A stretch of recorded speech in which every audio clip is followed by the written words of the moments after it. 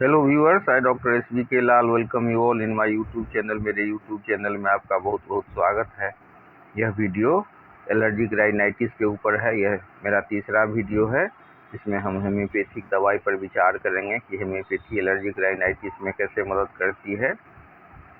यदि हमारे नाक से पानी बह रहा है, आंखों में तेज खुजली है, कोई बुखार नहीं है और समस्या 2 हफ्ते से अधिक समय से बनी हुई है, तो एलर्जिक राइनाइटिस की संभावना बतलाती है। वहीं अगर नाक बहने के साथ गला में दर्द, हल्का बुखार, बलगम का रंग बदल रहा है तथा आपको कुछ ऐसा महसूस हो, कष्ट महसूस हो रहा हो, बुखार जैसा महसूस हो रहा हो, तो ये कॉमन कोल्ड का लक्षण हो सकता है।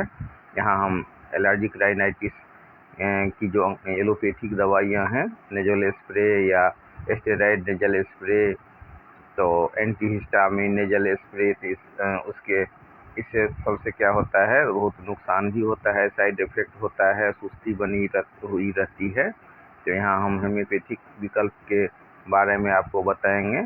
यदि कई बार आपको अंग्रेजी दवाओं से राहत भी नहीं मिलती है और एलर्जी गंभीर होती है, तो डॉक्टर इम्यूनोथेरेपी की सलाह देते हैं और धीरे धीरे शरीर को एलर्जन के प्रति सहनशील बनाया जाता है।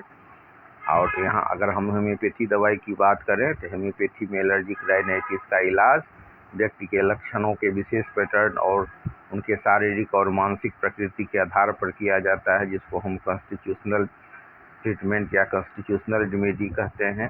तो सबसे प्रचलित दवाई की बात करें तो इसमें है अरेलिया रेसिमोसा और एलियम सिपा। और कई बार हम देखते हैं कि एलियम सिपा 30 सुबह शाम दीजिए और दोपहर रात हिस्टामिन 30 पावर में सुबह शाम 4 से 5 बूंद दीजिए, तो आपको तुरंत राहत मिलता है। या बहुत ज़्यादा सीवियर अटैक है एलर्जी का, तो फिर आप आधा घंटा पर 2 से 3 खुराक लीजिए एलियम सिपा का 30 पावर में 3 से 4 बूंद, और आधा घंटा के बाद हिस्टामिन, तो आराम मिल जाता है। अगर इससे आराम नहीं मिलता है तो फिर और कई दवाइयाँ हैं, जैसे allium cepa, arsenic album, aralia racemosa, sabadilla, natrum mur, arundo, wyethia, ये सब दवाइयाँ दी जाती हैं। इन्हीं दवाइयों की चर्चा करेंगे। ये दवाएं आमतौर पर प्राकृतिक स्रोत से बनती हैं और सुस्ती जैसे साइड इफेक्ट्स नहीं पैदा करती। इनका उद्देश्य केवल लक्षणों को दबाना नहीं, बल्कि शारीरिक प्रतिरक्षा प्रणाली को संतुलित करना होता है। और वैज्ञानिक अनुसंधान और मेडिकल गाइडलाइंस में होम्योपैथी के असर को लेकर मिले जुले प्रमाण है। अगर सटीक दवाई दी जाती है तो उसका प्रभाव बहुत ही अच्छा महसूस होता है। तो मील, आटा मील, कपास, कॉटन मील, लकड़ी की मील की धूल से होने वाली एलर्जी, धूल, सूक्ष्म कणों से होने वाली एलर्जिक राइनाइटिस का हिस्सा है।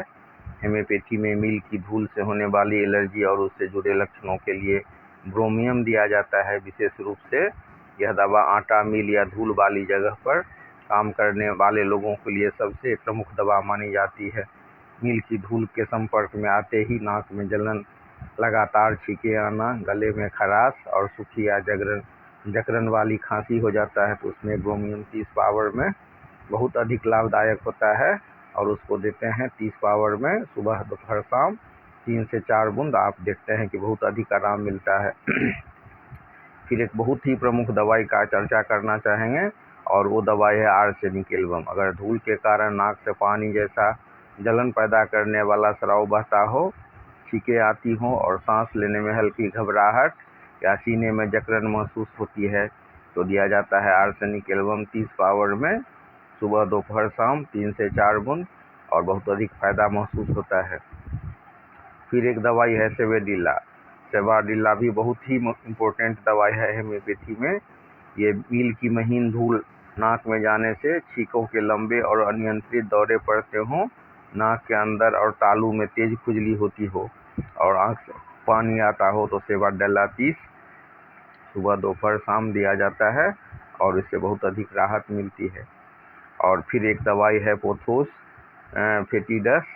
तो ये धूल और महीन कणों से होने वाली ऐसी एलर्जी जिसमें नाक बंद होने के साथ साथ सांस लेने में तकलीफ या अस्थमा जैसे जकड़न महसूस होने लगे, तो पोथोस फेटिडस दिया जाता है। हालांकि मैंने अकेले इसके यूज करने में बहुत अधिक सफलता नहीं पाई है, तो मैं अक्सर उसको किसी दवाई के साथ, सटीक चुने हुए दवाई के साथ देता हूँ, जैसे आर्सेनिक के साथ या सवाडिला के साथ।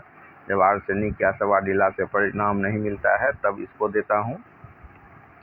अब इसमें ज़रूरी सावधानी की बात करें, हेम्योपैथी में दवा की शक्ति 30 या 200 और खुराक मरीज के लक्षणों की पूरी हिस्ट्री देखकर तय की जाती है।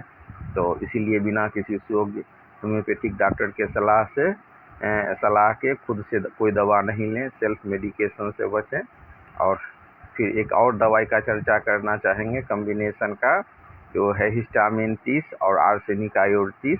तो हिस्टामिन 30 और आर्सेनिक आयोड 30 एलर्जी और मील की धूल से होने वाली एलर्जिक राइनाइटिस में हेम्योपैथी के दृष्टिकोण से काफ़ी प्रभावी माना जाता है।